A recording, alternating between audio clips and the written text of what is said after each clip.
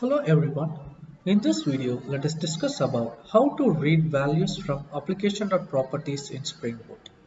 There are certain ways to read the application.properties file, and in this video, we are going to discuss three ways of reading the application.properties file. Way 1 using environment interface, way 2 using @value annotation, and way 3 using @configuration properties annotation. We are going to discuss these three ways with a detailed example using a Spring Boot application, and we are going to read the properties from application.properties file. The same ways can be applied to application.yaml file too. But here, today's example, I am going to explain it with the help of application.properties file. So for this example, I have created a sample Spring Boot application and I have application.properties file with certain information here. The first property is name.website.data. It's Java Infinite. Name.website.information Java related block. So we are going to read these two properties using the environment interface in our application. So I have created a controller here, configuration controller, and I have auto-void the environment interface here. And I already created a REST endpoint. It's like configure slash type. And based on the type, we are going to see the three ways of reading the application.properties file. First, I'll just put if type equal to 1, we are going to read from environment.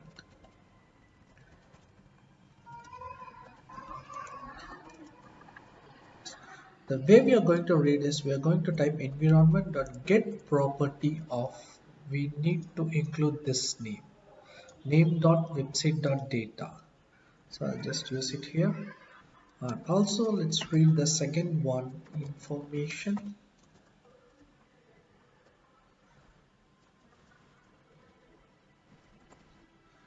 And again, I am going to use the environment.get property, and the property would be name.website.information. Copy the double quotes.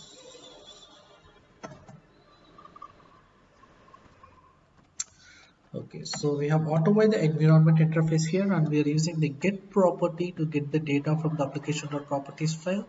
And this is the endpoint. Now let's run this application and let's test it from the browser. When I give the type as 1, it should print the environment property variables, and it should be Java Infinite for the environment property, and for information would be Java related block. Now let's try to run this code and let's see the output.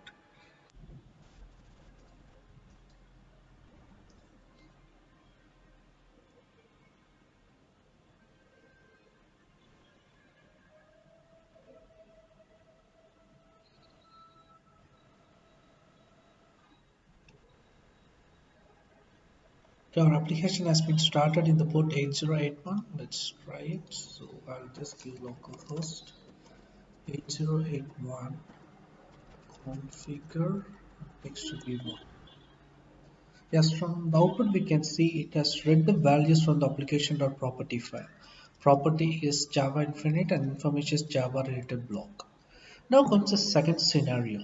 What if no such property is configured in the environment.properties? Let's check that one. So I'm going to use the data one here just to make the difference. Let me just rerun the code.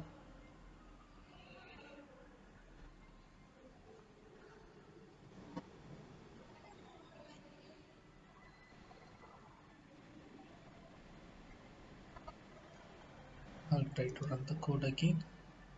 So the environment property, if the property is not configured or is not available, it will return as a null. But still, there's a way to override this. So I'll just go to the configuration controller, and here I can give a default value. Default not available. So now when it's trying to access this data, if the data is not available and if it's null, by default it will take this value instead of giving you a null output. Let's try that scenario too.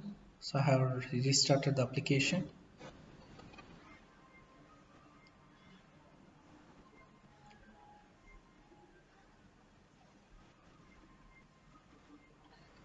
The application has started. Let's try to run this code. Yeah, here you can see the output default not available. That's the thing which we gave here as a default value. So this is about the way one of reading the application.properties using the environment interface. Now let's go to the second way of reading the properties with the help of what value annotation. Now let us see the second way of reading the values from application.properties. First, I'll declare a couple of variables here: private data and private string information. So now what I'm going to do is like I'm to annotate with at value annotation, and here I'm going to use a dollar symbol and flower braces, and here we need to pass the exact value that's there in the application properties. I'll just change it to data. I'll just copy this data. Same way for information.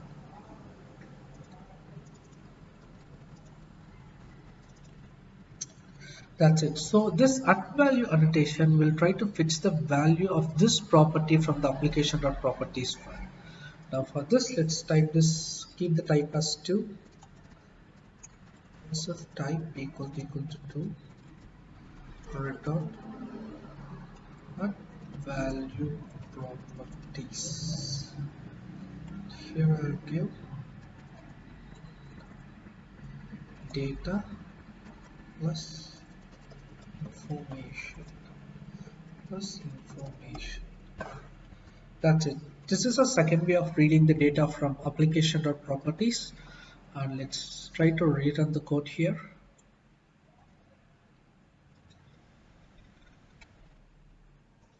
So our application has successfully started. You can see it here, it has been started.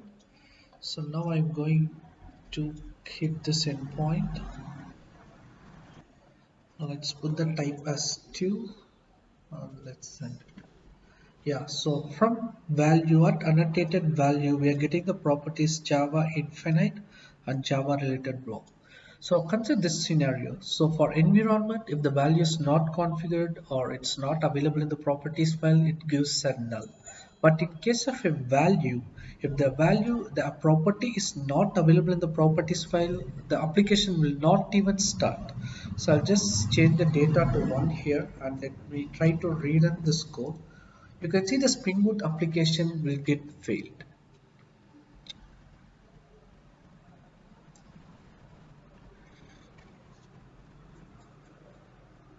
So here you can see it has thrown an error. The error says that error in creating a bean with configuration controller, and the issue is cannot resolve the placeholder, the value data one. So what can we do in this situation? So here also there's a chance we can give the default property here. So just give a colon and just give default value. And just rerun this code. So whenever this value, this data one is not available, if it's an empty or not present, it will take this default value and it will start the Spring Boot application. So let's confirm that. Yeah, the application has been started, and let's try to rerun this code. And you can see the value is a default value since data one is not available in the application.properties file. So far we have gone through the two ways of reading the application.properties file, and now we are going to see the third way of reading the application.properties using that configuration properties annotation. So for that configuration annotation, I have already created a configuration class. So I'll just explain it. So we have a configuration class, and we have what configuration properties, and here I have given a prefix of the property which we have in application.properties. Name.website. So this would be the prefix here. And the suffix we can have as a getter and set as a specific variable. So here I have mentioned as data one, I just change it to data. So we have declared the data and information which we have declared in the application.properties file as a variable, and we have generated the getters and setters here. So this is the only thing we have to do in our configuration properties. Just give a part of the prefix as a configuration properties here, and the suffix add them as a variables here. And next thing, go to the controller and use auto wiring. Auto wire, I'll just use configuration property values, and I will just give us values. And let's just remove this statement and just give us else return from sorry configuration properties plus we can just directly use the getters here, so values dot get data plus values of information plus values dot get information. So that's it. So this is a more elegant way to read the property file rather than hard coding the entire property name and giving a default value. It would be more elegant and it would be more the readable code when you use the getters and setters to read the configuration file. And we just rerun this code, and here in the Postman, let me change it to 3 here once the application is started. So the application is started here. I will just go and give it 3 here. So this should read from, yeah, you can see from configuration properties, the value has been read from the configuration properties. So these are the 3 ways today we discussed of reading the application.properties file through Spring Boot. The first way is environment interface and not value annotation and not configuration properties. So that's it about in this video. Let's meet in the next video with other topic to get discussed. Thank you.